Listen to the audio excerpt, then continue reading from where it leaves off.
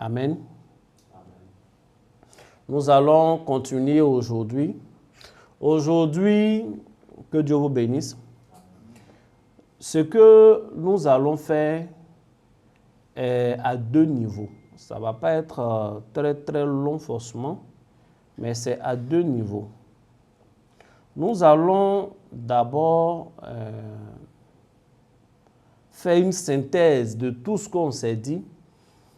C'est évident qu'on ne pourra pas revenir sur tout parce que c'est quand même beaucoup d'enseignements.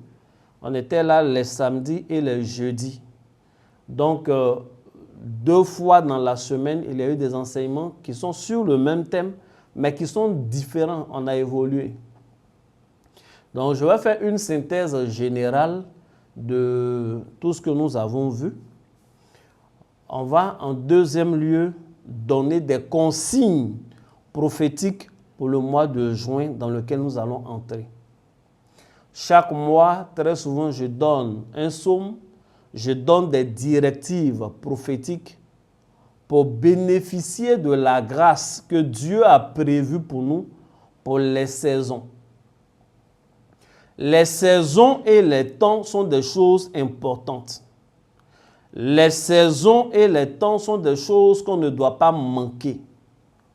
Un enfant de Dieu doit savoir discerner le temps. Vous savez, si c'est le temps de s'aimer et que tu n'as pas sémé à temps, bien aimé, ça va te créer des problèmes. Il y a un de mes fils qui a voulu faire un petit jardin ici à ABC. Il était là, il avait l'idée, peut-être qu'il n'avait pas le matériel, il a beaucoup tardé avant de couper les herbes. Or, vous savez, on a connu une période de sécheresse. On a connu une période de sécheresse dans le mois de mars là, où il ne pleuvait pas du tout. Et d'ailleurs, je fais une parenthèse prophétique. Pendant tout le mois de mars, lorsque nous étions en train de prier, où il faisait fortement chaud, le Seigneur m'a dit que cette année, il va avoir des inondations. J'ai vu, on prie pour que ça n'arrive pas, mais vous savez, il y a toujours des soubresauts. Et il va avoir des inondations sur tous les continents.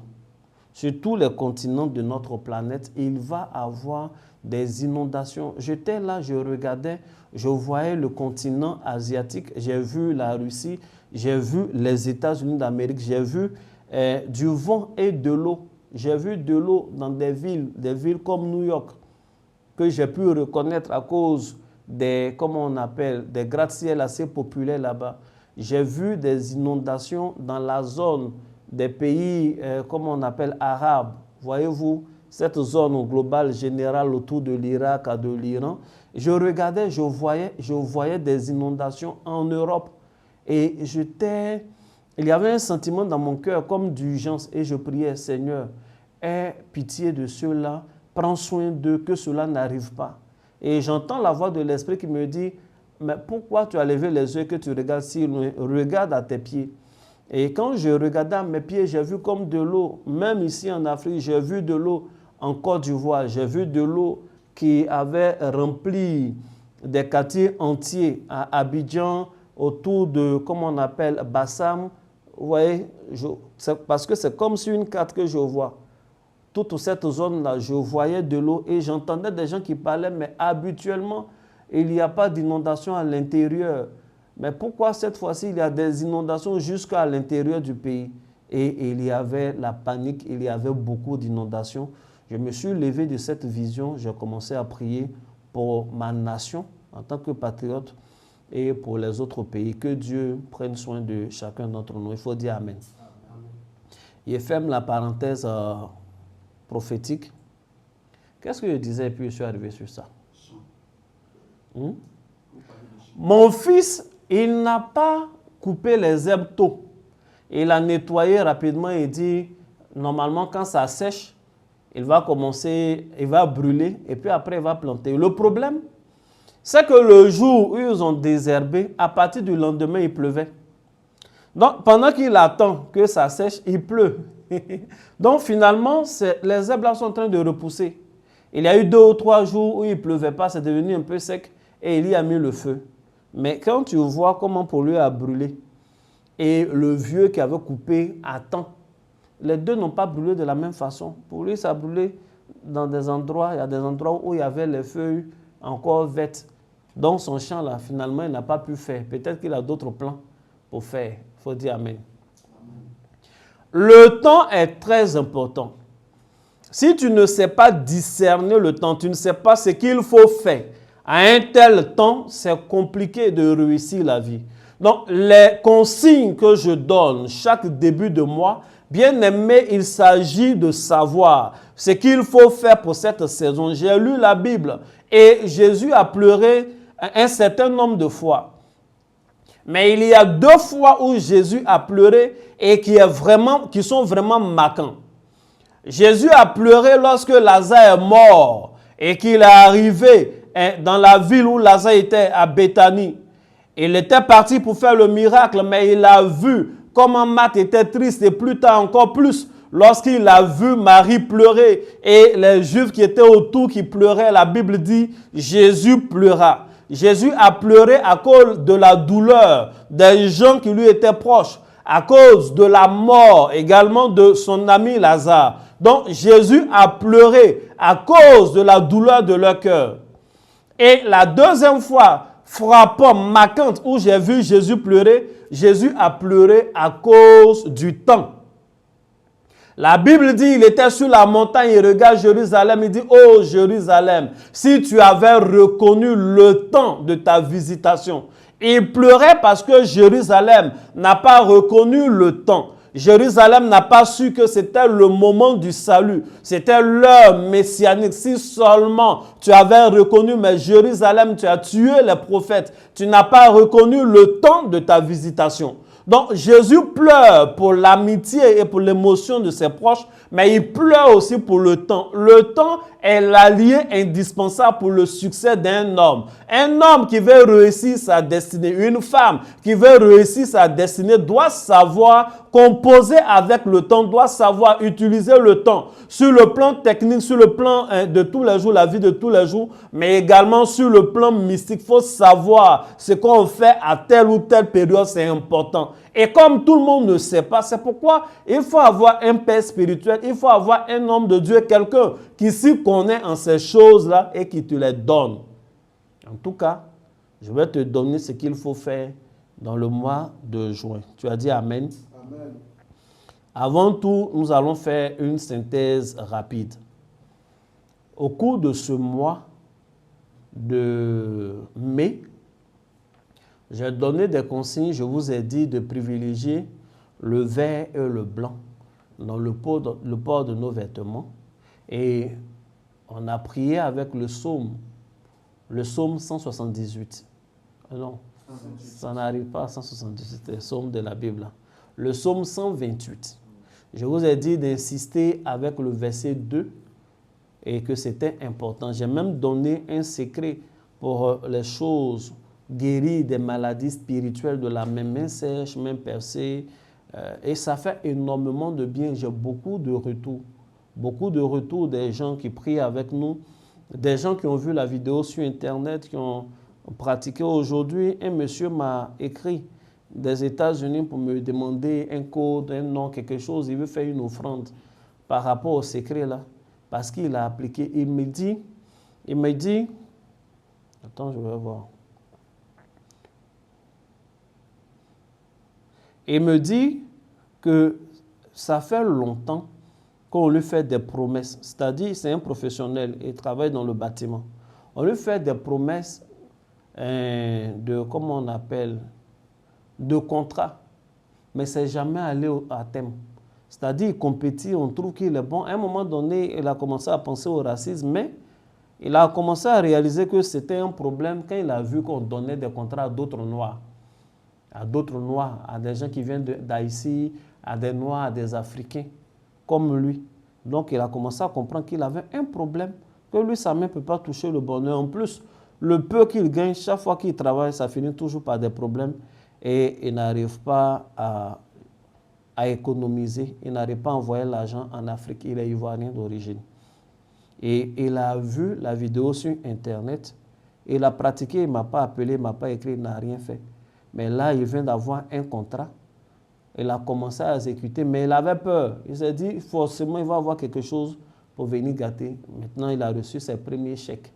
Donc, il voulait un nom ou bien une référence, quelque chose qui peut lui permettre de faire une offrande. Il lui a donné. Il attend. Il lui a donné aussi le lien de Telegram pour qu'il suive les autres enseignements. Donc, il n'a pas encore fait l'offrande. S'il fait, la prochaine fois qu'il me connecte, je vais vous dire. S'il n'a pas fait aussi, je vais vous dire. Il faut dire Amen. Donc, ça fait du bien aux gens. Ça fait énormément du bien. Nous avons commencé le mois en disant que le travail n'est pas une malédiction. Le travail est une bonne chose parce que la première entité à avoir travaillé, c'est Dieu. La Bible dit que Dieu a travaillé pendant 6 jours et le 7e jour, il s'est reposé. Si le travail était une malédiction, Dieu n'allait pas travailler. Travailler pour produire, pour créer des richesses, travailler pour s'épanouir, c'est une bonne chose. Non, le travail n'est pas une malédiction. Il faut dire Amen. Je le dis parce qu'il y a des fausses doctrines qui disent un enfant de Dieu ne doit pas travailler, tu dois être là, tu ouvres ta bouche et puis tu es rassasié. C'est faux. C'est une fausse doctrine. Le travail est divin. Ça fait partie du plan de Dieu, d'autant plus que Adam n'avait absolument rien fait encore. Mais quand il a créé Adam avec un métier. Il a fait d'Adam un jardinier. Il le place dans un jardin pour l'entretien du jardin, lui et sa femme. Donc, il travaillait. Ce qui est une malédiction, c'est le travail pénible qui produit peu de résultats. Lorsque Dieu chassait Adam du désert, du jardin, il a dit désormais tu vas cultiver la terre, c'est à la sueur de ton visage que tu vas manger. Il faut dire Amen. C'est à la sueur de ton visage que tu vas manger. Et la terre va te produire des épines. Donc vous voyez, c'est travailler pour avoir le mauvais résultat, travailler pour ne pas être épanoui, c'est ça qui est le problème. Et je prie et je déclare encore que Dieu enlève tout travail qui ressemble à une malédiction de ta vie au nom de Jésus. Et que ton travail te produise du bonheur au nom de Jésus. Amen. Que ton travail te permette de bâtir un héritage au nom de Jésus. Amen. Que ton travail te fasse du bien au nom de Jésus. Amen. Amen. Que Dieu vous bénisse abondamment. Amen. Que Dieu vous bénisse abondamment. Amen. Donc, c'est une bonne chose. Il faut que la grâce de Dieu t'accompagne. Il faut que la faveur de Dieu t'accompagne pour fertiliser la terre sur laquelle tu travailles. Amen. Nous avons dit également, justement, qu'on ne doit pas travailler la nuit. Un enfant de Dieu ne doit pas travailler la nuit. Et nous avons pris Luc 5, verset 5, où Simon disait à Jésus, « Nous avons travaillé toute la nuit et nous n'avons rien pris. Mais sur ta parole, je jette le filet. » Et effectivement, lorsqu'il a jeté le filet, il a pris de poissons, beaucoup de poissons. Travailler la nuit est synonyme de travailler dans l'anonymat. Travailler la nuit est synonyme de travailler selon les règles du diable. J'ai bien dit, travailler la nuit, ce n'est pas le travail qu'on est en train de faire maintenant. Il est 21h, je suis en train de travailler. Mais je ne suis pas en train de travailler la nuit parce que je travaille sous la lumière de Dieu. J'enseigne des enfants de Dieu qui sont des fils de lumière. Donc, travailler la nuit, c'est travailler selon les règles de souffrance. Que Dieu vous bénisse abondamment. Et comment faire pour ne pas travailler la nuit? Je vous ai expliqué. Il faut activer la parole. Il faut attirer la parole de Dieu sur son travail. Ça veut dire quoi? Il faut mettre son travail en adéquation avec la parole de Dieu. La parole de Dieu est lumière et j'ai donné des secrets. Je vous ai dit même comment on peut utiliser la bougie, comment on peut mettre son CV, on peut mettre un calendrier de notre travail, on peut mettre quelque chose qui représente notre travail et faire des prières. Tout cela, je crois que c'est en ligne. Je crois que c'est en ligne après sur YouTube et c'est des choses que vous devez faire. Il faut dire Amen. Amen. Que la grâce de Dieu soit sur ta vie, que la puissance de Dieu demeure avec toi. Comment être béni dans son travail? Nous avons dit, pour être béni dans son travail, je me redis, il faut mettre son travail en adéquation avec la parole de Dieu. Il faut faire de sorte que Dieu ait son intérêt dans ton travail. Il faut épouser l'intérêt de Dieu. Et pour épouser l'intérêt de Dieu, il faut que ton travail apporte quelque chose à l'œuvre de Dieu. Donc, dans des dîmes et les offrandes, j'ai dit, tu fais des efforts, tu pries Dieu, tu veux que Dieu bénisse ton travail pour lequel, en fait, ton travail n'apporte rien à l'avancée de l'œuvre de Dieu. Tu veux que Dieu augmente ton salaire. Pourtant, le salaire que tu as déjà là, son 10 francs même ne rentre pas dans la chose de Dieu. Quand tu vas à l'église, tout ce qui est cotisation, en fait, tu ne te sens pas concerné, c'est les autres. Il faut qu'on cotise, on doit acheter un micro, non, ce n'est pas ton affaire. Mais quand on prêche dans le micro, tu dis Amen. Il faut qu'on cotise, on va acheter un ventilateur, ce n'est pas ton affaire. Mais quand il fait chaud, tu te plains. Il faut qu'on cotise, il faut qu'on achète un terrain pour l'église. Non, tu n'achètes pas le terrain. Mais quand on commence à chasser de la salle qu'on loue là, bon, mais les hommes sont mauvais, ils nous chassent. Les hommes ne sont pas mauvais, ils ne nous aiment pas. Ils ne nous aiment pas et puis c'est leur salle. Si tu avais cotisé et qu'on avait acheté le terrain, on serait en train de construire. Il y a des gens qui n'ont pas, mais leur cœur veut que Dieu te donne les moyens. Amen. Que Dieu te donne aussi le bon cœur, afin que tu mettes ta main dans la chose de Dieu. Amen. Il y a des gens, si ils te demandent, ça fait combien d'années tu es converti? Il y a beaucoup, ça fait 20 ans, 25 ans. Mais une chaise dans une église Malaga, avant on faisait une chaise Malaga à 1500. Au moment où tu te convertissais, tu n'as pas acheté. Aujourd'hui, c'est 5000, 6000. Tu n'achètes pas. Aujourd'hui, les gens achètent de moins en moins les chaises Malaga dans nos églises. Les chaises qu'on utilise à ABC ici sont des chaises de 35 000 ou 36 000. Bon, tu n'as pas payé une chaise de 1500 quand tu te convertissais au départ.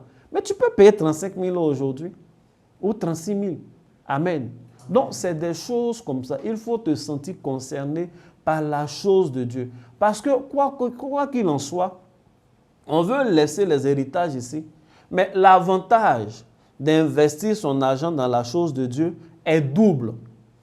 Non seulement il te permet de récolter des bénédictions ici, mais tu es en train de s'aimer, tu es en train d'investir pour des récompenses dans des lieux où il n'y a pas de scorie, où il n'y a pas de teigne, où il n'y a pas de voleur. Donc, c'est un double investissement. Tu es béni sur terre, tu es béni au ciel. Parce que même au ciel, il y a les petits.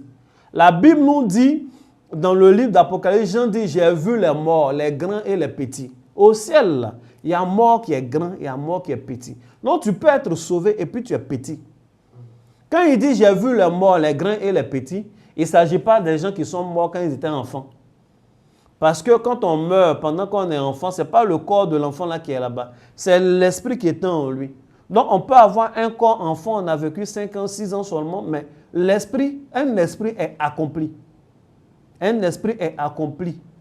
Donc, il est déjà grand. L'esprit de l'homme est divin. Il vient de Dieu. Donc, quand il dit, j'ai vu les morts, les grands et les petits, il y a petits là-bas. Vous n'avez pas remarqué que Lazare, il vivait chez Abraham? Et même l'homme riche, il n'a même pas voulu parler à Lazare. Il va parler à Lazare pourquoi? Il est au ciel, mais c'est un enfant.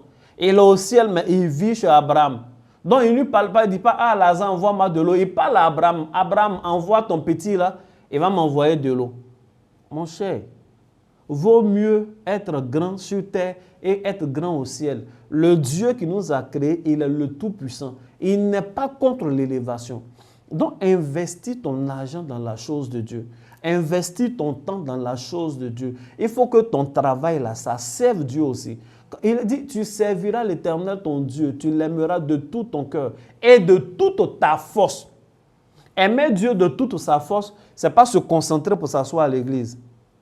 Non, tu aimeras Dieu de toute ta force, là. Ça ne veut pas dire que tu viens à l'église, tu sais ton visage, tu te concentres, voilà, j'aime Dieu de toute ma force, tout est né la sorte. Ce n'est pas comme ça, on aime Dieu de toute ta force. Aimer Dieu de toute ta force, c'est ce que ta force t'a permis d'avoir là. Il faut envoyer pour servir Dieu. Donc, si ta force t'a permis d'avoir l'argent, si ta force t'a permis d'avoir des terrains, des choses, il faut mettre au service de Dieu. Aimer Dieu de tout son cœur, de toute son intelligence. Ce que ton intelligence t'a permis d'avoir, il faut mettre au service de Dieu. Aimer Dieu de toute son intelligence, ce n'est pas venir à l'église avec une calculatrice, des feuilles de maths pour commencer à faire des calculs. Non, ce n'est pas ça, ce n'est pas de ça là qu'on parle. Ce que ton intelligence t'a permis d'avoir, il faut envoyer aussi dans la maison de Dieu. C'est comme ça. Il faut dire Amen. Et quand tu le fais, mais ça attire le regard de Dieu et la faveur de Dieu sur ce que tu fais. Parce que Dieu y a son intérêt. Non seulement Dieu t'aime, Dieu ne veut pas que tu meurs de faim. Dieu veut que ta famille soit à l'aise. En plus, tu engages ta chose à la chose de Dieu, mais Dieu se sent concerné. Dieu se sent concerné. Il faut dire Amen. Amen. Et j'ai vraiment parlé des dîmes et offrandes. Effectivement, les dîmes, il faut être fidèle. Il ne faut pas payer les dîmes. Ce mois-là, tu payes, demain, tu ne payes pas, un autre mois, tu payes. Il faut être fidèle. Et la dîme donne beaucoup de bénédictions. La dîme donne beaucoup de bénédictions. Je veux parler à un enfant de Dieu, un prophète. Souvent, vous cherchez des secrets. Non, je veux l'huile qu'on met, je ne sais pas quoi dedans. On met un sueur d'ange dedans, je ne sais pas où ils ont vu l'ange transpirer. Or, Dieu a dit, amenez à la maison de l'Éternel vos dîmes. Et il dit, si vous faites quoi? Vous verrez. C'est-à-dire celui qui paye dîme là, si c'est ce qui l'intéresse, il va voir. Il dit, vous payez et vous verrez. Donc, payer la dîme là, ça donne de voir. De voir sur quel plan, ça donne de voir sur le plan spirituel, mais ça donne de voir sur le plan technique. Les gens qui payent la dîme, c'est parce que l'homme ne réclame pas. Si tu payes la dîme, tu peux prier pour réclamer tes droits à Dieu. Tu verras, il va te donner l'idée divine. Tu vas voir clair spirituellement, mais tu vas voir clair dans des idées. L'esprit d'innovation. Je vous ai parlé d'Abraham qui a été le premier sédentaire dans son histoire d'élevage. La plupart des gens se promenaient. C'est-à-dire le jour où tu l'as croisé, si tu veux du lait, c'est là que tu vas acheter. Le jour où tu l'as croisé quelque part dans une prairie, si tu veux une vache, une brebis. Mais lui, il a fait le système de ranch, il était là. Son fils a commencé, il a continué dans les puits et autres. Il sème, il vend de l'herbe pour avoir comme on appelle, du bétail. Ce n'est pas du jeu. La dîme là, nous permet de voir sur tout le plan. Et dit, vous verrez. Donc, la dîme ne sert pas seulement qu'à nous protéger. La dîme a plusieurs bénédictions. La dîme nous permet de voir. Il faut dire Amen. Amen. La dîme permet effectivement que Dieu menace le dévoreur. La dîme combat la stérilité. La dîme, c'est une façon de servir Dieu. Il faut dire Amen. Amen. Et il y a beaucoup d'autres choses. Il y a plein de points. Si vous voulez, un jour, on va faire un enseignement spécial sur la dîme. La dîme permet les ouvertures des écluses des cieux. Il dit, il va ouvrir les cieux sur nous. Ouvrir les cieux sur nous pour nous arroser de sa grâce, pour nous arroser de sa bénédiction. C'est écrit, non, mais ce n'est pas écrit. Je vais lire. Parce que souvent, derrière la caméra, je vois des regards. On veut faire vite, mais il faut qu'on fasse bien. Est-ce que quelqu'un a dit « Come on » ? Come on. Il dit « Apportez à la maison du trésor toutes les dîmes, afin qu'il y ait de la nourriture dans ma maison. Mettez-moi de la sorte à l'épreuve, dit l'Éternel des armées. » Quand vous entendez Éternel des armées, ça veut dire que c'est le Dieu qui donne l'argent. Il dit, je suis le Seigneur à qui appartient l'or et l'argent. Je suis l'Éternel des armées. L'or et l'argent sont deux armes que l'Éternel utilise. L'argent, c'est l'argent. L'or, c'est la royauté, c'est le pouvoir. Dieu utilise les gens. C'est pourquoi à l'église, souvent, Dieu nous regarde et puis il est étonné. Il y a des gens que Dieu met dans l'or. Ce n'est pas l'or, ce n'est pas finance. Dieu te donne des positions. Dieu a permis que tu sois maire, que tu sois député, que tu sois ministre. Mais dès qu'on t'a nommé, tu as oublié toutes tes valeurs chrétiennes. Tu utilises ton pouvoir là pour tyranniser les autres, pour écraser les autres. Non. Ce n'est pas de ça qu'il s'agit. Il t'a donné cette âme-là pour que la lumière brille. Mais tu ne montres pas la lumière. Tu es devenu même chose comme eux. Que Dieu te permette de te racheter. Il faut dire Amen. Amen. Il dit, et vous verrez. Donc ça compte. Tu vas voir. Si je n'ouvre pas, donc voir. Il faut dire voir. Ouverture des écluses des cieux. Il dit, je vais répandre ma bénédiction sur vous. Il faut dire. Répandre. L'abondance. Il menace le dévoreur. Protection des fruits de la terre. perfection des fruits de la terre. Il dit, il n'aura plus de stérilité. Il n'aura plus de stérilité. Dit l'Éternel des armées. Dit l'Éternel des Il dit, vous serez heureux. Vous serez heureux. Vous aurez les délices. Vous serez les délices. Ainsi de suite. Amen. Amen. Donc, c'est ça. Et puis, à la fin, le verset 18, il dit, et vous verrez de nouveau la différence entre le juste et le méchant, entre celui qui sert Dieu et celui qui ne le sert pas. Ça veut dire quoi? Celui qui paye la dîme, là, il est juste. Celui qui ne paye pas la dîme, il est méchant. Celui qui paye la dîme sert Dieu. Celui qui ne paye pas la dîme ne sert pas Dieu. Donc, la dîme est servir Dieu aussi. Non, moi, je suis serviteur de Dieu, je ne suis pas dans la dîme. Tu vois comment tu sers Dieu à moitié? Tu vois comment tu sers Dieu à moitié? Non, moi, c'est que s'il était justifié par Christ et dit, si tu ne payes pas dîme, il te considère comme le méchant. Vous verrez la différence. Parce que c'est à cause de dîme, il a dit tout ça là. Il faut dire, come on. Come on. Est-ce qu'on peut continuer? Yes. Est-ce que la parole est en train de faire du bien à quelqu'un? Est-ce que la synthèse générale que nous sommes en train de faire là est en train de te faire du bien? Amen. Je vous ai dit, quand je donne les enseignements, je dis ça toujours, c'est pour vous permettre d'avoir comme une éducation, une culture, quelque chose avec laquelle vous continuez. Ce n'est pas parce qu'on a parlé de dîme en mai, tu vas payer la dîme en mai et puis tu ne payes plus. Ce n'est pas parce qu'on a parlé de prier en masse, une fois qu'on passe à autre chose, toi tu éteins ta vue de prière. Non, ce n'est pas comme ça que ça marche. Il faut continuer avec ces choses. Il faut être fidèle dans ces choses et tu verras la grâce de Dieu. Il faut dire Amen. Amen. Je vous ai dit, il faut prier, il faut confier à Dieu. Il faut se créer sa routine. C'est-à-dire, il y a des choses, ce sont tes habitudes. Pour être heureux dans son travail, dans ses projets, il faut écrire les projets en question. C'est très, très important. Il faut écrire. Il faut écrire. Il faut écrire. Et j'ai dit, l'une des choses ayant mis l'Afrique en retard, c'est le choix de la tradition orale au détriment de l'écriture. On a étudié l'histoire, on nous a dit que l'écriture est née en Afrique. Quand on a poussé un peu, on dit que l'écriture est née aussi en Mésopotamie. Il y a donc deux sources de naissance de l'écriture différentes. Mais aujourd'hui, combien de pays africains ont une écriture à eux, ont un alphabet à eux? Il faut dire Amen. Amen. Je pense que l'Éthiopie a une écriture, un alphabet, tout. Mais en fait, les Africains, dans notre culture, on a donné la première place à la tradition orale. Ce n'est pas mauvais. Mais la tradition orale, sans base d'écriture, c'est un problème. Mais les Juifs ont aussi une tradition orale. Ils ont une tradition orale de leur Torah.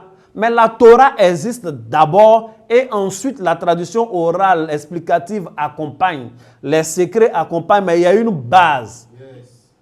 Imaginez si aujourd'hui, on devait croire en Christ de bouche à oreille. Ou même vous voyez au 21e siècle déjà. Chacun prêche ce qu'il veut. Ça, il y a quelque chose qui est écrit. Hein? Mais chacun prêche ce qu'il veut. Imaginez s'il n'y avait pas la Bible. S'il n'y avait pas la parole de Dieu, mais c'était... Non. Peut-être le nom de Jésus même n'allait pas sortir de certaines bouches. Non, et l'écriture est importante. Au commencement était la parole. Et la parole a été faite chair. La meilleure façon de transformer sa parole en chair, c'est de l'écrire. Il faut que la parole soit faite chair d'abord, avant que le salut n'arrive sur terre. C'est comme ça. Donc, tu peux avoir ta parole, tu as tes projets, il y a des choses que tu veux faire. Il faut transformer cela en chair d'abord. Il faut écrire tes projets. Souvent, c'est au moment où tu décides d'écrire le projet que tu vois les problèmes du projet. Et quand tu vois les problèmes du projet, tu peux réfléchir pour trouver la solution. Les choses qui te coincent, tu pries, Dieu va créer son miracle. Écrire est important. À plusieurs reprises, Dieu dans la Bible a demandé à ses enfants d'écrire. Il dit, si tu as une prophétie, écris-la. Parce que les gens sont là, oui, la prophétie va s'accomplir, même si elle va s'accomplir. N'oublie pas que Dieu a dit d'écrire. Est-ce que toi, ta prophétie là, tu as écrit? Est-ce que ce que Dieu t'a dit, tu as écrit? On n'aime pas écrire. Non, la lettre tue, mon ami. La lettre tue que tu es en train de dire, tu as lu, non? C'est écrit quelque part et puis tu as lu. Est-ce que ça t'a tué? Il faut comprendre l'esprit des paroles. Yes. Il faut transformer tes projets. C'est-à-dire quand tu as un rêve, ton rêve doit se transformer en projet. Un projet, il est daté. Un projet, il est quantifié. Un projet, on réfléchit quel est le lieu où je peux l'accomplir. C'est comme ça. Parce que c'est les petits détails que les enfants de Dieu ne font pas. Et puis, vraiment, moi je suis là, je prie depuis là, mes affaires, ça ne va pas. Mes affaires, c'est bizarre. Tu lui demandes, bon, je peux voir ta comptabilité. Hey, tu veux voir ma comptabilité comment? Tu vois, non? Et il dit, il a une entreprise. Tu dis, tu veux voir sa comptabilité. Il te pose, hey, tu veux voir ma comptabilité comment? Bon, c'est que je suis de temps en temps, quand il fait les jours, ça marche. Quand ça marche, il peut avoir 2000, il peut avoir 3000. À un moment là, ça marchait. Elle ne se souvient même pas du moment en question. Parce que rien n'est écrit. Il n'était pas demandé d'être expert comptable. Mais il y a les bases, il y a des petits trucs. Il faut écrire. Tu as mis combien dans cette affaire-là? Tu as payé mèche combien? Quand tu as fini de vendre, là, tu as gagné combien? Mèche, tu as payé ça quel jour? Ça va te permettre de voir c'est sur combien de temps tu as écoulé. Après, tu peux réfléchir. Bon, cette période où j'ai vendu beaucoup, là, est-ce qu'il y avait un événement particulier? Est-ce que j'avais adopté une méthode particulière? Ça te permet déjà de voir ce qui marche de ce qui ne marche pas. Il faut écrire. Il faut écrire. Il y a des sons de destinée que tu fais. Il faut les écrire. Il faut arrêter les histoires de non, je retiens. Il faut les écrire. Il faut aimer écrire. Est-ce que quelqu'un dit come on? Come on. Donc, en gros, c'est des choses comme ça que nous avons parlé. C'est des choses comme ça que nous avons parlé. Tout le reste est en ligne. On a parlé de l'esprit, le rôle de l'esprit le jour du travail. J'ai dit qu'on est dans un monde où tu ne peux pas t'en sortir seul. Tu as besoin d'avoir un esprit ou des esprits qui marchent avec toi. Est-ce que tu as dit come on? Come on. La Bible dit les esprits des prophètes sont soumis aux prophètes. Yes. Il faut que tu aies des esprits. Les esprits du prophète sont au service du prophète. C'est comme ça les esprits du maçon sont au service du maçon. Les esprits de l'homme d'affaires sont au service de l'homme d'affaires. Sauf que il y a des hommes d'affaires qui veulent composer et tu ne peux pas. Et je vous ai pris Jésus qui parlait à ses disciples. Il leur a dit, allez par tout le monde, partez, annoncez l'évangile. Faites votre travail. Je vous ai appelé et établi comme apôtre. Faites votre travail. Allez-y partout, annoncez la parole. Et puis il meurt et il ressuscite. Quand il ressuscite, il leur dit ne partez plus. Attendez d'abord. Attendez jusqu'à ce que l'Esprit vienne. C'est moi Jésus. Je vous ai dit allez partout. C'est moi je vous dis regroupez-vous. Attendez jusqu'à ce que l'Esprit vienne. C'était important. Rappelez-vous, petite parenthèse rhématique. Dans Genèse, Dieu a dit l'Esprit de Dieu ne va pas rester éternellement en l'homme. Les jours de l'homme seront seulement de 120 ans. C'est-à-dire l'homme ne peut pas être ambassadeur divin. Son esprit de la Dieu va retirer. Et ces jours seront de 120 ans. Et puis on tourne la Bible en avant jusqu'à on arrive dans Actes des Apôtres. On nous dit 120 personnes étaient réunies et ils attendaient l'Esprit de Dieu qui allait venir habiter désormais en l'homme. Come on. Come on. C'était pas notre thème du jour, mais est-ce que tu vois un peu? Yes. Les chiffres, la numérotation, les choses que Dieu fait, ce n'est pas par hasard. C'est-à-dire les 120 personnes étaient les 120 ans. C'est-à-dire ça rappelle. Mais il faut le retour de l'Esprit. Il faut que l'Esprit vienne. Il faut qu'il fasse d'eux des ambassadeurs. Il faut qu'il fasse d'eux de nouveaux héros et qu'ils aillent. Et qu'ils aient la capacité, eux, de prendre l'Esprit et de communiquer à d'autres. C'est pourquoi on prie pour les gens et puis ils reçoivent le Saint-Esprit. C'est pourquoi on souffle sur les gens et ils reçoivent le Saint-Esprit. C'est pourquoi on donne un mouchoir à quelqu'un et il reçoit le Saint-Esprit. C'est pourquoi on dit fais A. On met souvent le doigt comme ça rapidement sur la langue. Et puis tu commences à parler en langue. Mais on est des humains, mais on a reçu le dépôt de l'Esprit. Il est en nous et on peut le communiquer maintenant. Il faut dire Amen. On fait partie des 120. Non, il dit ne partez pas, attendez. Et quand ils ont reçu l'Esprit, toutes les nations sont venues à eux. On a lu ça dans Actes chapitre 2. Il faut dire Amen. Amen. Et l'un des derniers, je suis en train de conclure, et après ça, on va passer au... Comment on dit ça? Aux consignes. Est-ce que la parole est en train de faire du bien à quelqu'un? Amen. Est-ce que la parole de Dieu est en train de faire du bien à quelqu'un? Amen. On a parlé de... Je crois que c'était un jeudi ou un samedi, je ne sais plus. Il faut passer de la sueur au sang. Et j'ai parlé de Jésus. De Jésus qui était en train de prier et transpirer. Et cette sueur-là, finalement, s'est changée en grumeaux de sang. Et je vous ai dit que la sueur est le langage des efforts. Et le sang est le langage du sacrifice. Manger à la sueur de son front est une malédiction. Il faut manger selon la grâce de Dieu. Et je vous ai dit que si c'est la sueur du front qui rendait riche, les Otrotigui là seraient les plus riches du pays. Mais vous ne voyez pas que le Otrotigui, il pousse, tout son habit est mouillé. Mais il n'est pas millionnaire, il n'habite pas à Beverly Hills. Les gens qui habitent dans des quartiers huppés, là, ils ne transpirent pas beaucoup. Parce qu'ils ont déjà consenti des sacrifices, souvent des sacrifices liés aux études. Ce n'est pas tout sacrifice qui est d'abord rituel. Mais pour entretenir des choses, il y en a plein qui font des sacrifices rituels. Il faut dire Amen. Amen. Il faut dire Amen. Amen. Donc, il faut passer au sacrifice. Passer au sacrifice, les sacrifices, c'est le sacrifice de soi. J'ai déjà enseigné ça l'année passée quand on était dans la nouvelle année. Et puis, il y a les sacrifices rituels. Bien aimé, ce n'est pas satanique. Si tu te dis, chaque fin du mois, je vais donner un mouton à Dieu. Et puis, chaque fin du mois, tu donnes le mouton. Nous, on va manger ça ici. Ça va te faire du bien.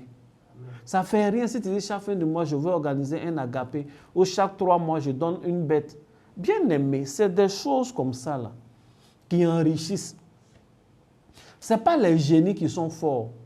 C'est les sacrifices que nos parents ont fait aux génies là, qui étaient de grands sacrifices. Le Dieu qu'on adore, là, il est le Père de tous les esprits. Il n'y a pas quelque chose qui peut se comparer à lui. Il n'est pas... Maman est quoi? Maman te donne l'argent et puis il t'oblige à vivre dans les vices. Maman te donne l'argent et il ne veut pas rester dans le coffre. Il veut prendre le volant de ta vie. Maman te donne l'argent et puis tu ne peux pas dormir la nuit. Bon, tu ne vois pas que c'est inutile? Maman te donne l'argent et puis il te rend impuissant sexuellement. Tu as l'argent pour rien, mon ami. Tu as l'argent pour rien. Tu ne peux pas faire enfant souvent. Maman te donne l'argent et puis ton premier fils devient bizarre à la maison. Quand on vient, tu es obligé de le cacher, ton enfant. Tu l'aimes, mais c'est bizarre. Maman te donne l'argent et puis l'argent de maman n'est pas doux. Mais l'argent de Jésus aussi, tu ne veux pas te mettre dans des conditions pour l'avoir. Bien aimé, il faut offrir, il faut passer au sang. C'est un message divin. Ce n'est pas un message satanique. On ne t'a pas dit, viens adorer Kokumba ou bien viens adorer quelque chose. Il n'y a pas une pierre ici avec des coris dessus où on tue les trucs pour mettre le sang. On dit au nom de l'Éternel, le Dieu d'Abraham. Au nom de l'Éternel, le Créateur des cieux et de la terre, par le nom de Jésus, nous offrons un repas à Jésus. Et puis on prie, on dit nous sommes. Tu fais ça en ton nom. Le repas, offrir des repas, c'est bien. Jésus lui-même, il a offert son repas. Vous n'avez pas remarqué que Jésus a offert un repas le jour de la Sainte Seine. Et il avait offert un repas. Pourquoi? Parce qu'il a dit à ses disciples, allez-y, vous allez trouver un gars qui sort, il porte une cruche, suivez-le. Ils se sont déjà entendus, ils ont parlé. Quand vous allez arriver, allons à l'étage. Ils vont à l'étage, la table était déjà dressée. Vous pensez que la table est apparue? Non, ça n'a pas apparu. L'eau là, c'était déjà prévu qu'il allait prendre pour laver leurs pieds. Ça va cette eau là, l'eau du porteur de cruche, qu'il a lavé le pied de ses disciples. Et le repas était déjà servi, ils sont contents. Mais c'est Jésus qui a offert le repas et puis il a dit quoi? Faites cela en mémoire de moi. Ça veut dire qu'on peut offrir soi-même un repas Ou on peut offrir un repas au nom de quelqu'un. Mon cher, je t'ai parlé. Tu peux offrir un repas pour toi-même. Tu peux offrir un repas au nom de ton entreprise, au nom de tes enfants, pour la carrière de tes fils et de tes filles. C'est important. Depuis le début d'année, je dis, tu entends, tu es d'accord, tu dis Amen. Mais est-ce que tu fais? C'est ça. C'est ça. Il faut dire Amen. Ce n'est pas une affaire de riche, c'est une affaire de qui veut être riche. Ce n'est pas une affaire de, il y a des gens qui ont réussi, c'est une affaire de qui veut réussir. Souvent, je suis là, je regarde des personnes, je suis étonné. Bon, c'est vrai, tu n'as rien, même c'est dur. Mais vrai, tu es sûr que tu ne peux pas payer poulet. Ah, papa, vraiment, bon, je voulais donner un poulet pour la fin du mois, là. Bon, papa, bon, ce mois, je voulais donner vraiment un petit cabri de 40 000. Tu peux avoir ça une fois dans ta vie. Le problème, c'est que ça ne t'intéresse pas. Et puis, le deuxième problème, c'est ceux qui sont dans le groupe Telegram, là, vous ne rendez pas témoignage. Parce que vous faites. Il y a des gens comme ça aussi, ils ne rendent pas témoignage parce que bon, il est calme, il fait son truc. Il y en a qui étaient là, ils sont partis. Il se dit, bon, si les autres ne veulent pas faire, c'est leur affaire. Il y a des gens qui m'ont appelé pour dire, ils veulent offrir le repas de la fin du mois. Je leur ai dit, bon, des gens ont déjà envoyé des bêtes, donc il faut attendre le mois prochain. On dirait, je lui ai parlé mal. Non, papa, mais vraiment, vous ne pouvez pas me dire ça. C'est un truc que je fais habituellement. Moi, je vais trouver une occasion, j'envoie mon mouton quand même. Oui. Parce qu'il sait. Pendant que tu veux qu'on te supplie pour faire, il y en a qui supplient pour faire. Il fait partie des gens qui supplient pour faire. C'est votre maman, mon épouse, qui fait qu'il y a place. Dès qu'on me dit, ah, mais on donne ce mouton, ça ne va pas suffire, d'accord. Donc, je donne. Elle m'a dit, non, il ne faut pas faire comme ça. Il ne faut pas faire comme ça parce que je ne veux pas qu'ABC, que Réveil des héros, ressemble à ces églises où l'homme de Dieu est béni, ça va chez lui, il a des témoignages. Et puis, au fur et à mesure qu'on descend, il n'y a pas de témoignages. Donc, laisse les autres faire. Ah, je lui ai dit, d'accord. Mais on a beaucoup d'enfants aussi. Donc, souvent, quand il fait, c'est pour moi. C'est bon, c'est pour les enfants, là. Je crois en l'évangile que je prêche. Parce que prêcher un truc que toi-même tu ne fais pas, fait de toi un escroc. Comme le gars qui dit, payez la dîme, oh, payez la dîme. Lui-même n'a jamais payé dîme. Ça veut dire qu'il ne croit pas en ça, c'est l'argent qu'il veut. Oh, donnez un mouton, vraiment, donnez un mouton. On va préparer. Mais lui-même, il n'a jamais donné plus même de mouton. Pas de mouton comme ça, il n'a jamais donné. Ça veut dire qu'il ne croit pas, il veut manger ton mouton, c'est tout. Mais quand tu crois, toi-même, tu pratiques. Et puis moi, je pratique et puis ça marche. Même les huiles que je vous demande de prendre, je prends moi-même. Et quand je prends, je fais offrande. Je ne peux pas faire offrande dans moi-même ma main. Mais l'Esprit me conduit. L'Esprit me conduit, je fais mes offrandes. Il faut dire Amen. Amen. En tout cas, je t'ai parlé. Amen. Donc, passer de la sueur au comment on appelle, au sang. Que Dieu vous bénisse abondamment. Je vais commencer à donner les consignes. Est-ce que tu as pris ton calepin?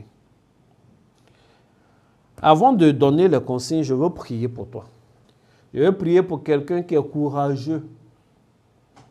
Je veux prier pour une femme qui est courageuse. On dirait qu'il n'y a pas de courageux ici. Amen.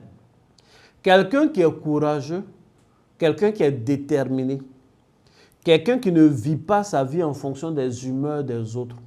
Quelqu'un qui n'a pas peur de la jalousie. Parce que la prière que je vais faire pour toi va susciter la jalousie. Amen. Bien-aimés, je vous ai dit, la grâce de Dieu marche au rythme de la jalousie de ceux qui ne nous aiment pas. Souvent même les gars ne nous détestent pas, mais la grâce de Dieu suscite toujours la jalousie. Tu sais, s'il n'y a pas un seul jaloux autour de toi, c'est que tu n'as pas encore commencé à expérimenter la grâce de Dieu comme il faut. La grâce de Dieu suscite la jalousie. Et il y a des gens qui ne veulent pas qu'il y ait des bien-aimés. Il ne faut pas en vouloir aux jaloux. Il faut les comprendre. Moi, je les comprends. Sincèrement, je les comprends. Toi, mais il faut voir. Un truc, les gens ont fait des années, ça fait longtemps, il est dessus. Il travaille jusqu'à 1 an, il va là à la retraite. Toi, à peine, tu viens de commencer, tu es stagiaire, puis tu dis non, il est construit. Tu veux quoi? Tu veux quoi? Tu veux quoi? Et puis tu lui dis, tu lui montres des photos, voilà, on a mis les carreaux ici, voilà, on a mis une baignoire, machin. Il faut qu'il ait vraiment le fruit de l'esprit pour ne pas être jaloux. Sinon, il peut être jaloux. Aïe. Tu es là, tu es une jeune fille comme ça, pour rien, quoi, à peine 20 ans, là, on s'en te marier. Ça fait 38 ans qu'elle prie pour le mariage. Si elle ne garde pas son cœur, la jalousie peut passer. Il faut dire Amen. Toi-même, imagine, tu viens de rentrer dans l'entreprise, tu as trouvé les vieux pères là. Ils sont là. Et puis, dès qu'un poste se dégage, c'est toi en main. Je vous ai rendu le témoignage de ma fille spirituelle. Elle dit, elle a son diplôme d'ingénieur depuis longtemps. Elle n'a jamais travaillé avec moi. Elle n'a jamais travaillé. On a fait des prières, elle a eu un travail. Sur papier, lui, on dit ce qu'elle devait faire. Donc, il lui a dit, c'était petit, il lui a dit, il faut accepter. Moi, tout ce que je veux, c'est que tu rentres. Si tu rentres, et ça, c'était la fonction publique, et c'est comment on fait monter. Donc, rentre d'abord. Donc, elle a accepté, elle est partie au ministère, ils ont signé son truc, tout et tout. Elle va prendre poste.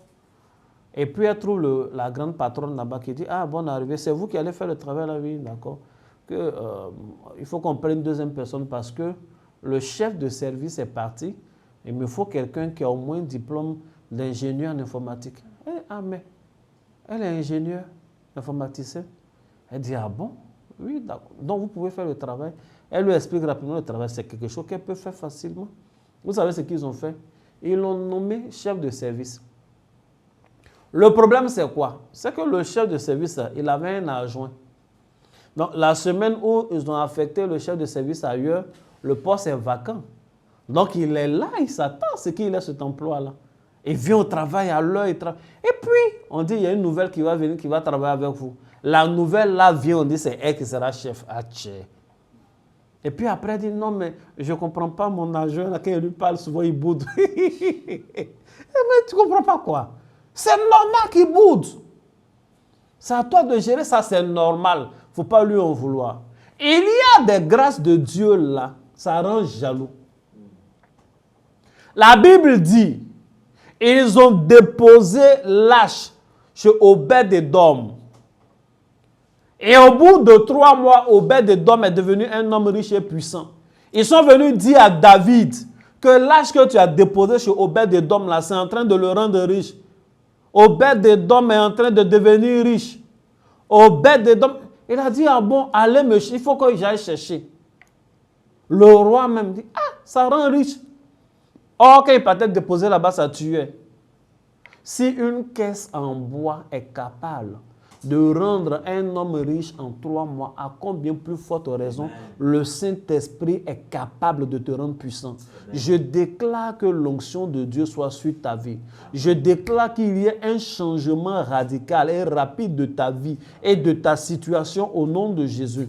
Je déclare que Dieu bénisse l'œuvre de tes mains au nom de Jésus. La grâce de Dieu suscite la jalousie. Je termine par là. Et je vous l'ai expliqué, je vous explique. La grâce de Dieu, ça suscite la jalousie. Je vais chercher la référence. Parce que les gens disent c'est écrit où, c'est écrit où. Il faut que je dise où c'est écrit. Matthieu chapitre 20, on ne va pas lire tout. Sinon l'histoire, c'est du verset 1 au verset 16. Je vais lire le verset 15. Il faut lire le verset 15 chez toi. Ne m'est-il pas permis de faire de mon bien ce que je veux, ou vois-tu de mauvais œil que je sois bon? Amen. Amen. Je vais lire la version français courant. Matthieu 20, verset 15, il dit, n'ai-je pas le droit de faire ce que je veux de mon argent? Ou bien, es-tu jaloux parce que je suis bon? N'ai-je pas le droit de faire ce que je veux de mon argent? Ou bien, es-tu jaloux parce que je suis bon? Voici ce qu'il lui a dit. C'est quoi l'histoire? C'est un monsieur qui est sorti tôt le matin. Il a trouvé un groupe de personnes à 6 heures du matin. Il leur dit, j'ai du travail pour vous. Les gars sont tombés d'accord sur le salaire. À 9 heures, il a trouvé d'autres gens. À midi, il a trouvé d'autres gens. À 15 heures, il a trouvé encore des gens. Et à 17 heures, il allait prendre un dernier groupe. À 18 heures, on dit le travail est fini. Il appelle son comptable, viens, on va payer les gens. On commence à payer les gens à partir de ceux qui ont travaillé pendant 1 heure du temps seulement, ceux qui sont venus à 17 heures. Et on leur donne le salaire journalier. En plus, ensuite, on donne à ceux de 15 heures le salaire journalier, ceux de midi, ceux de 9 heures et ceux de 6 heures. Quand ils ont donné le salaire journalier à ceux de 17 heures, les premiers qui sont venus tôt le matin étaient heureux. Ils se disaient, ah mais si on leur a donné ça, c'est que nous, c'est gâté. Le problème, quand ils sont arrivés sur eux, ils leur ont donné le salaire pour lequel ils étaient tombés d'accord. Le même salaire journalier. Et puis, ils n'étaient pas contents. Ils disent, non, non, non, que c'est injuste. Le monsieur leur explique qu'il n'est pas injuste. Et que ça allait être une injustice s'il leur avait donné un salaire inférieur à ce qui était dans leur convention. Mais on s'est convenu, on a convenu, on est tombé d'accord que je vais vous donner tel montant. Vous avez fini de travailler, je vous donne le montant. Donc, je suis juste. Les gens qui sont venus à 17 heures, je leur donne beaucoup d'argent qu'ils ne méritent pas. Ce n'est pas une injustice, je suis généreux. Ou bien, je n'ai pas le droit de faire ce que je veux avec mon argent. Serais-tu jaloux de ce, parce que je suis bon? Amen. Bien-aimé, on a entre nous un vrai là. Est-ce que leur jalousie là, c'est pas un peu, ça c'est bien placé quand même. Venir à 6 heures du matin travailler pour avoir le même salaire que les ouvriers de la 11e heure, c'est-à-dire à 17 heures, avoir le même salaire. Non, ils étaient jaloux de la générosité du grand. Je déclare au nom de Jésus que l'onction, la grâce des ouvriers de la dernière heure soit sur ta vie. Peu importe, peut-être ça ne fait pas longtemps que tu as commencé cette affaire. Que ça marche quand même au nom de Jésus. Amen. Ça ne fait pas longtemps que tu as commencé ta carrière. Que ça marche quand même au nom de Jésus. Amen. Ça ne fait pas longtemps que tu as commencé à servir Dieu. Que ça marche quand même au nom de Amen. Jésus. Ce que tu viens à peine de commencer, que Dieu arrose de sa grâce au nom de Jésus. Amen. Que tu ne sois pas obligé de couler la même quantité de sueur que tes dévanciers au nom de Jésus. Amen. Tu viens à peine de commencer de travailler, que Dieu permette que tu aies des crédits, au niveau de la banque, que tu réalises des choses importantes au nom de Jésus. Amen. Tu viens à peine d'entrer dans l'entreprise, que Dieu te donne des promotions, des augmentations au nom de Jésus. Amen. Tu viens à peine d'entrer en politique, que Dieu te permette de remporter des élections au nom de Jésus. Amen. Que ton parti te choisisse pour le représenter au nom de Jésus. Amen. Tu viens à peine de commencer, mais que Dieu te bénisse déjà. Amen. Tu viens à peine de commencer, mais que Dieu te bénisse déjà. Amen. Que ta bénédiction ne soit pas retardée. Que ta bénédiction ne soit pas retardée. Amen. Que le temps ne soit pas long. Que Dieu te bénisse dès le commencement. Au nom puissant Amen. De Jésus. Amen. Bien-aimé, je viens de prier pour toi. Et tu es béni. Amen. Voici comment nous terminons. Je termine en donnant juste les consignes. Je termine en donnant les consignes. Le mois de juin est un très bon mois. Je veux inviter une personne à, comment on appelle, à venir le 1er juin, le samedi 1er juin. À partir de 16 h, nous serons ici à All Blessing Center, le centre de prière ABC. Yes. C'est à Benjerville. Par le prolongement du jardin botanique, il y a une cité qu'on appelle S3I. On est à 200 mètres ou 100 mètres même de S3I. Il faut dire Amen. Amen. Je vais envoyer les localisations comme on fait habituellement. Dans le groupe, le service va s'en occuper. Et nous serons là à 16 h. Le thème, c'est Mayday. Mayday, c'est un thème prophétique. Yes. C'est un thème, je vais expliquer. Et puis, Dieu va intervenir. Yes. Le Seigneur m'a inspiré de placer le mois de juin sous l'insigne du mois des supplications. C'est un mois où on va supplier Dieu, mais on ne va pas supplier dans le vide. Est-ce que tu réalises qu'en juin, on est en train de rentrer dans le 6e mois? Yes. La moitié de l'année, c'est entamé comme ça. L'année est en train de finir. Yes. On ne va pas paniquer, on ne va pas stresser, on ne va pas angoisser. On va supplier Dieu et Dieu va entendre notre prière. Amen. Je vais donner des secrets spirituels parce que je sais qu'il y a longtemps tu supplies Dieu. Mais tu as besoin d'un petit quelque chose pour faire entendre ta voix. Yes. Comment elle s'appelle? Agar est en train de crier à Dieu. Mais c'est la voix d'Ismaël qui a été entendue. Yes. C'est des petits trucs comme ça. Tu dois savoir c'est quoi qui fait qu'on entend la voix d'Ismaël. Et plus tard, on va dire d'Ismaël là, il a été placé à une distance qu'on appelle à un tir d'Ak. Yes. Quelqu'un a déjà lu ça? Yes. Il a été placé à un tir d'Ak. Après qui il est devenu dans la vie? La Bible dit qu'il était un grand tireur d'Ak. Et puis quand on vient dans le Nouveau Testament, Jésus a laissé ses apôtres et il est parti à une distance d'un jet de pierre. Je vais vous expliquer ces choses-là pendant tout le mois de juin. C'est-à-dire, les distances là, ça compte. Ça compte. Ce qu'on prend pour te mesurer va déterminer ce que tu vas devenir. Yes. Il faut dire Amen. Amen. Donc, venez. La deuxième annonce, c'est les huiles sont encore disponibles. Je vous ai dit, il faut trouver 100 000 francs si tu peux. C'est ce qui est idéal. Si tu ne peux pas, il faut te débattre, il faut avoir 50 000 francs. Si tu peux avoir 100 000, que tu viens avec 50 000, ça va te faire mal après quand tu vas commencer à voir les résultats. L'huile, j'ai mis beaucoup de choses dedans, je ne dis pas publiquement. Parce qu'il y a des gens qui sont là, qui sont des copieurs. Il va prendre, moi j'ai fait huile, mais il ne sait pas quelle prière on a fait dessus. Il faut venir prendre, c'est pour prier pour toi, tes mains, tu vas réaliser. Ou on va te donner ce que tu n'as pas réalisé. Le mois de juin, le psaume du mois, c'est le psaume 107. Le psaume du mois, c'est le psaume 107. Je vais prendre ma Bible pour lire le premier verset du psaume 107. Ce n'est pas pour prêcher. Je lis le premier verset du psaume 107 parce qu'en fonction de la Bible, souvent, le découpage change. Le psaume 107 chez moi peut être le psaume 108 chez certaines personnes. C'est la raison pour laquelle je vais lire le verset 1.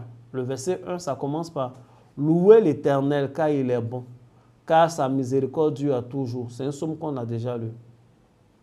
Qu'ainsi disent les rachetés de l'Éternel, ceux qu'il a délivrés de la main de l'ennemi. Vous voyez un peu? Yes. C'est ça qui est le psaume 107.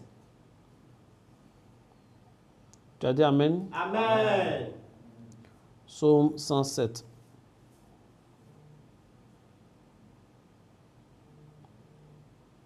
C'est le psaume du mois. Amen. Parce que chez certaines personnes, ça peut être le psaume 108.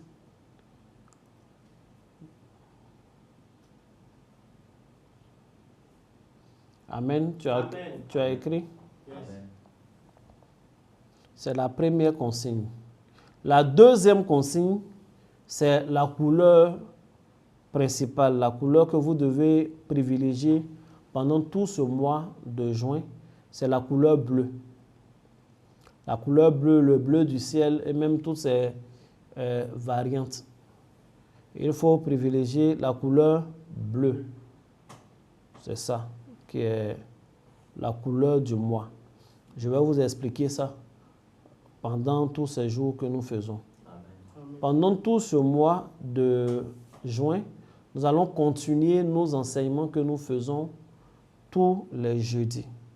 Cependant, tous les vendredis, il faut observer un moment de jeûne, toujours dans l'esprit de la supplication. Un moment de jeûne où tu peux prier avec le psaume 107, des versets par exemple comme le verset 28. Et il faut prier, tu peux couper ton jeûne à 15 heures, tu peux couper ton jeûne à 18 heures. C'est important, il faut le faire. À 15 heures, à 18 heures, tu fais tous les vendredis. Tous les vendredis, nous allons jeûner. Les vendredis, je vais vous laisser des paroles de bénédiction. il n'y aura pas d'enseignement sur Telegram. Nos enseignements seront maintenus tous les jeudis à la même heure. Amen. Et comme je vous l'ai dit, le mois est placé sous l'insigne de la supplication. Cela ne veut pas dire que pendant ce mois, on ne peut pas dire merci à Dieu, mais notre thème majeur, c'est ça. Voici les consignes que je vous ai données. Comme d'habitude, faites vos offrandes, restez attachés à Dieu, ne vous découragez pas. Priez le Seigneur, ton temps arrive, ton temps est arrivé où Dieu va te visiter. Amen. Voici en gros ce que j'ai voulu dire ce soir. Que la main de Dieu soit sur ta vie. Amen. Que chaque jour, chaque instant du mois de juin soit béni. Amen.